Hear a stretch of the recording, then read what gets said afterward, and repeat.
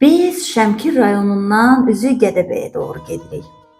Bu gördüyünüz Yasamal dağıdır. Arxada da Şəmkirin gözəl mənzərəsi açılır.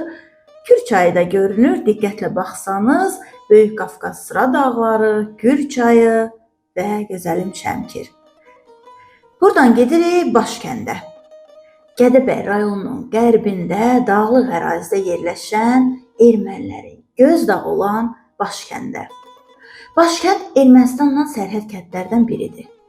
Bu səbəbdən həm strateji, həm də tarixi baxımdan çox önəm daşıyır.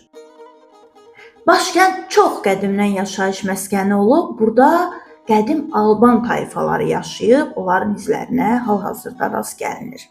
Deməli, 19-cu əsrdə burada Rus-Alman kolonistləri də məskunlaşdı, Gədəbəydə çıxan misin və qızıl yataqlarının qoxusuna gəlmişdilər.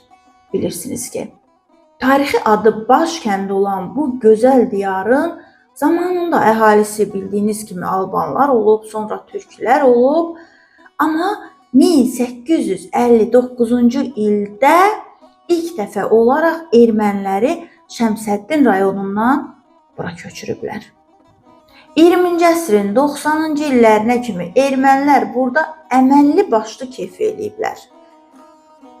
Deməli, Azərbaycanda ermənilərin iki böyük kəndi olub, çox böyük kəndlərdən mən danışıram. Onların məskunlaşdığı ərazilərimiz çox olub.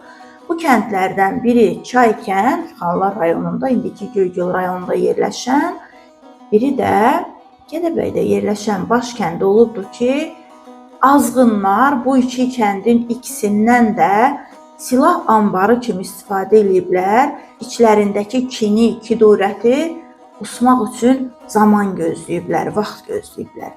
Deməli, ermənilər burada məskunlaşıb, özününkü eləyəndən sonra hətta kəndin adını da dəyişdilər. 78-ci ildə 25 yanvar. Kəndin adını qoydular Arzvaşin. Deməli, Başkənd 1920-ci illərdə Sovet rəhbərliyi tərəfindən Ermənistana verilib. Gələk indi biz əsas məsələyə Başkənd əməliyyatına. Qarabağ müharibəsi zamanı Ermənistan ordusu həmin ərazidən Azərbaycanın Gədəbəy rayonunun Şınıq bölgəsini və Tovuz rayonunun bəzi kəndlərini atəş altında saxlamaq üçün istifadə eləyirdi. 1992-ci ilin yayında Ermənistan ordusu Gədəbəy rayonuna Ermənistan tərəfdən hücuma keçir. Məqsəd Başkəndin anklav vəziyyətindən çıxarılaraq Ermənistanla birləşdirilməsi idi.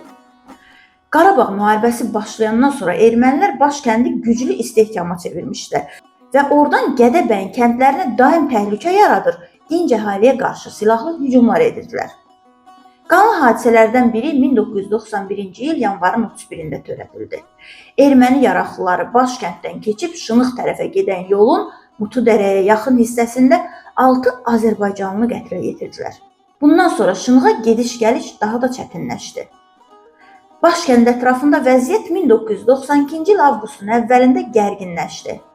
Ermənistan hərbi birləşmələri avqustun 5-də Mutudərəni ələ keçirmək üçün hücuma keçdilər. Ermənilər bu istiqamətdə 1000-ə yaxın canlı qüvvə, 4 tank, 14 zirehli maşın və digər texnika yeritmişdilər. İlk zərbəni baş leytenant Məzahir Rüstəmovun dəstəsi özlərinə götürdü. Əməliyyata korpus komandiri general-mayor Dadaş Rzayev, polkovnik Cahangir Rüstəmov, polkovnik Rafael Əsədov, polkovnik Hamlet Hüseynov rəhbərlik edirdi. Ermənilərin Mutudərə istiqamətində hücumunun qarşısı alındı və avqustun 8-də Başkənd üzərinə hücum başladı. Erməni silahlı birləşmələrinin ciddi müqavimətinə baxmayaraq, axşama yaxın Başkənd azad edildi. Erməni tərəfinin 200-dən çox canlı qüvvəsi, 4 topu, 3 tankı, 1 BMP və digər texnikası məhv edildi. Bu möhtəşəm əməliyyatdan sonra ermənilərin Gədəbəy zonasına dikdikləri gözləri çıxmış oldu. Elə bugün də Başkənd Ermənistanın, ermənilərin gözdağıdır. Müharibə dönəmində kənd çox ciddi zərərlər gördü, amma əminəm ki, bütün bunlar zaman düzələcək. Başkənd yenə də Azərbaycanın baş kəndi olacaq, başının tacı olacaq. Öz gözəlliyi ilə, öz təravəti ilə, özünün varı, bəhrəsi ilə dünyaya meydan oxuyacaq.